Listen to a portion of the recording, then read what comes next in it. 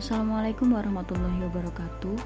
Saya Salsabila Nafisatul Mukarramah dengan NIM 21301086 dari kelas HKI 1D. Mata kuliah Metodologi Studi Islam. Apa saja sih yang akan kita bahas? Yaitu yang pertama, pengertian, yang kedua, urgensi, yang ketiga, signifikasi, yang keempat, tujuan, yang kelima, aspek sasaran, dan yang keenam adalah asal-usul dan pertumbuhan studi Islam. Yang pertama, pengertian. Metodologi berasal dari kata metode yang berarti cara atau proses yang digunakan untuk memudahkan suatu pekerjaan.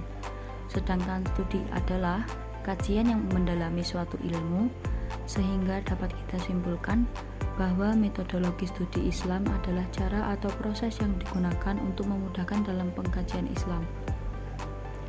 Urgensi metodologi studi Islam.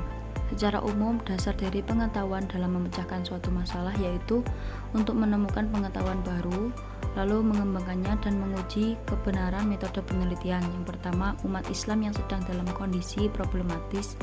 Yang kedua, agar umat Islam mampu mengikuti perkembangan iptek dengan mempelajari kaidah norma-norma sebagai pegangan hidup yang berupa agama, filsafat, serta ilmu pengetahuan dan teknologi.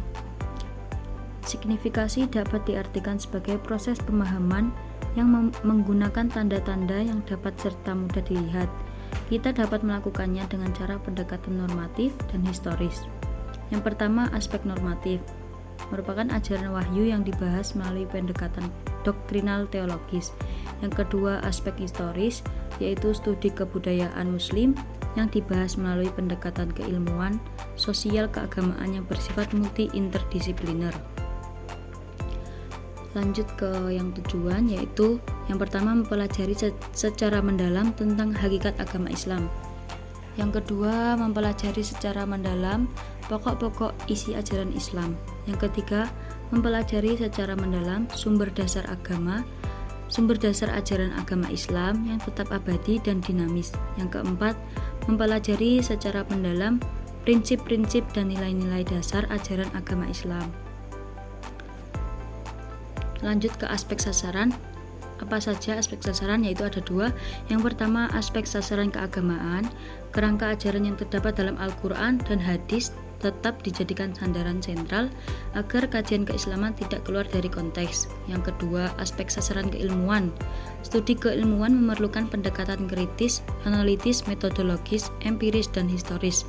Selain itu, ilmu pengetahuan tidak kenal dan tidak terikat kepada wahyu, melainkan kepada pemikiran rasional.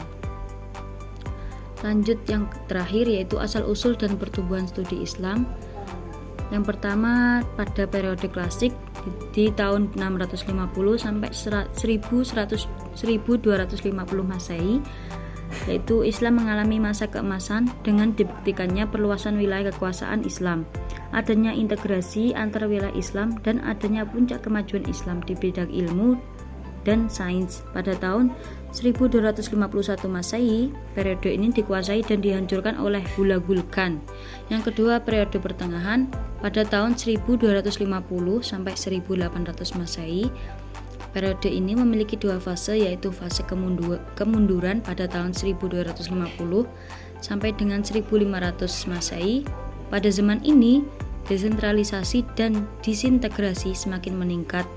Banyak wilayah memisahkan dari kekuasaan pusat. Dan fase kedua, yaitu kerajaan besar pada tahun 1500 sampai 1800 Masehi. Dimulai dari zaman Utsmani di Turki, kerajaan Safawi di Persia, kerajaan Mughal di India yang berjaya di bidang literatur dan arsitektur. Ciri-ciri periode ini yaitu kekuasaan politik terpecah-pecah dan saling bermusuhan. Yang ketiga, yaitu periode modern pada tahun 1800 Masehi sampai tahun sekarang.